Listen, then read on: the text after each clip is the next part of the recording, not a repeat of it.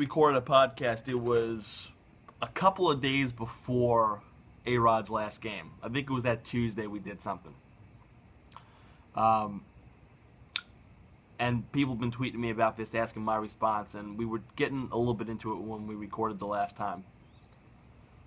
When you have a guy like Alex Rodriguez that lied, did a lot of stupid stuff off the field. Now, listen, he put up great numbers. I'm not denying that. Very good Yankee. Put up great numbers. Sold a lot of tickets. Organizations love that, especially the Yankees. They love the money. But really, how did we want Alex Rodriguez? How did we want the Yankees to handle this? Really?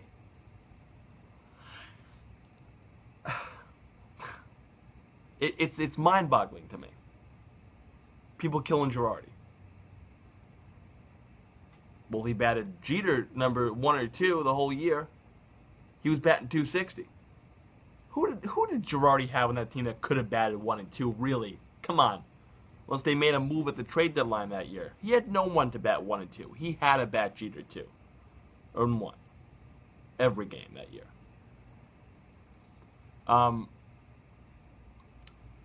When A-Rod, again, he's done a lot of stupid stuff. He was going to sue the team.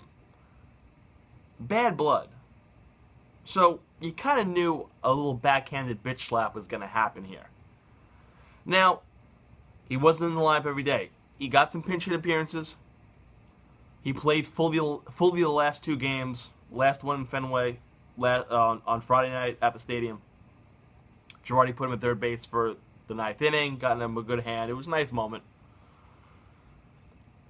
But, folks, I know they traded Chapman. I know they traded Miller. I know they traded Beltran. But they're still in it in terms of the playoffs. And really, mathematically, they're only 4 games out of the division. And Girardi's getting criticized. I'm here to win games. Oh, well, they won games, but they traded half the team. Yes, I understand that. And the management understands that. But they're still in it. When they got Adam Warren and Tyler Clippard, people are like, what is Cashman trying to sell us this bill of goods? He's replacing Chapman and Miller with Tyler Clippard and Adam Warren. They're getting the job done. Sean Green last night, 6 strong innings of 2-hit baseball. Yankees win 1-0. The bullpen was phenomenal. Betances has been walking that tightrope, but he got it done. When they got swept in Tampa, you knew that the Yankees were going to make a move. You knew they were going to sell. And I think people thought, okay, well, you know what? It's going to be a bad year now. The young kids are going to play. We're out of it. We've waved the white flag. That's not the case, folks. They're playing better baseball now with the young guys after the moves they made than before.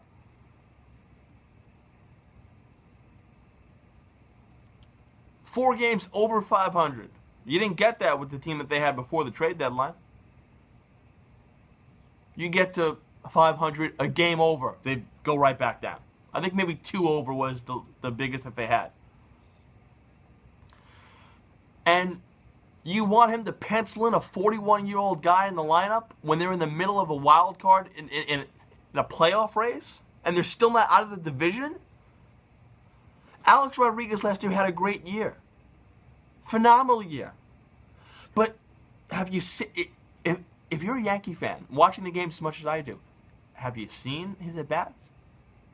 The people go, oh, he's only played, he was only playing twice in as many, twice in 10 days, 3 times in 14 days. When he had that 0 for 4 game, I forget who it was, struck out 4 times. He looked sick doing it. He looked 41. Now, I know sometimes age isn't a difference. Ichiro's an ageless wonder. But Alex Rodriguez, his body, you can see the body's breaking down. And this is a guy that used performance-enhancing drugs. And that breaks your body down. It was great that he got the RBI double on Friday night, and they won the game. Very happy for that. But how do you expect them to treat him?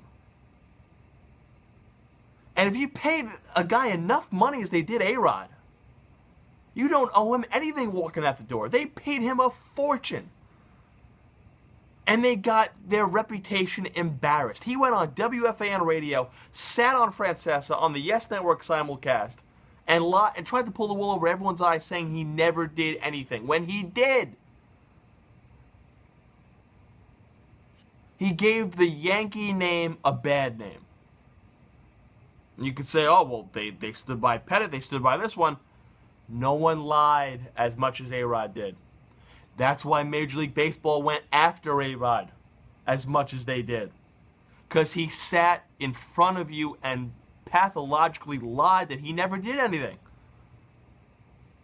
Now, do I think the performance-enhancing drugs and the steroid thing is overrated? Yes, I do. Because taking steroids does not automatically make you a great baseball player. You have to be able to hit the freaking ball first. And who knows how many pitchers have been on it when A-Rod or Bonds or this one or that one were on it. You don't know. I think the steroid thing is overrated. And plus, it saved the game of baseball in 1998. It's a fact. Look it up. But I don't know how you wanted A-Rod to be treated. To me, I thought it was fine. People thought it was a bitch slap. Yeah, I thought it could have. I thought they went out of their way a little bit sometimes. To a point. This guy was going to sue the team a couple years ago. But I thought Girardi handled it fine. And I thought Girardi, given a week to handle this, I thought he did fine.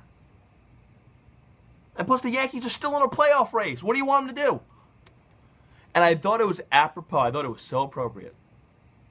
The A-Rod era ends on Friday. And we could say that the A-Rod era